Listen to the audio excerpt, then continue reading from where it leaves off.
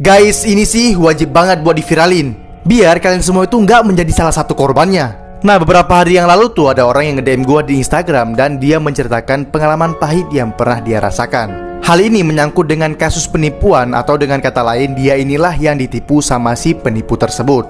Singkat cerita, jadi dia ini ingin belanja di salah satu akun yang ada di media sosial, dan dia ini membeli sepatu yang harganya itu 300.000 dan dia itu membeli dua, jadinya itu 600.000. Nah, setelah dia membayar 600.000 untuk dua sepatu, tetapi dari pihak toko online-nya ini enggak mengirimkan sepatu dia. Malah setelah itu tiba-tiba ada orang yang nelpon dia mengatakan bahwa orang itu dari pihak barang-barang penyelundupan ataupun barang ilegal gitu ya kan. Terus di telepon itu dia katakan kalau kamu tidak membayar uang sebesar 3,7 juta untuk membebaskan barangmu ini, kamu bisa dipenjarakan 20 tahun. Nah, di sini gue nggak bisa nampilin tokonya itu apa dan namanya itu apa, karena bisa-bisa gue diblokir sama TikTok. Jadi buat kalian yang ingin mengetahui lebih jauh kasus ini dan biar kalian tuh gak ketipu, langsung aja ke YouTube gue, karena gue udah bahas semuanya di YouTube guys. Guys, video ini lagi viral-viralnya di jagat media sosial, atau dengan kata lain, pria ini lagi rame-ramenya diperbincangkan. Nah, pasti beberapa dari kalian sudah mengetahui siapakah dia ini, karena dia ini kan sering muncul di FYP kita akhir-akhir ini. Jadi buat yang belum tahu aja, pria ini adalah seorang pria asal Florida yang bernama Cameron Herrin. Nah, yang bikin dia viral dan kenapa ramai diperbincangkan karena pria ini pada tahun 2018 lalu dia itu membunuh seorang ibu dan juga anak. Dan dia itu divonis 24 tahun penjara. Tetapi setelah dia divonis itu, malah netizen-netizen di berbagai dunia, terutama di Indonesia, malah membela si Cameron Herrin ini karena dia itu memiliki muka yang ganteng, paras yang tampan, ataupun dia itu good looking.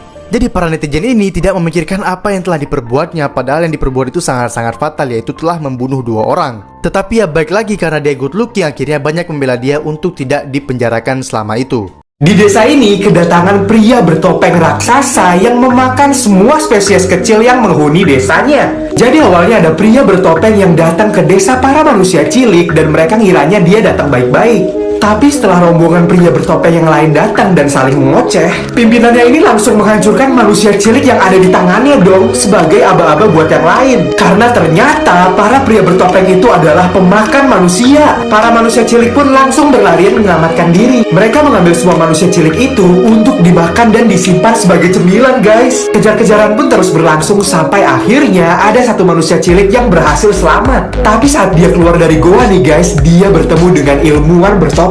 Untungnya dia lagi makan, tapi langsung dibawa ke lab. Dan saat sampai di lab, ternyata ilmuwan ini malah marah guys. Dia langsung menyuntikkan cairan dari tubuhnya ke manusia cilik tersebut dan memasangkannya sebuah alat di kepalanya yang hasilnya nggak nyangka banget. Lanjut part 2.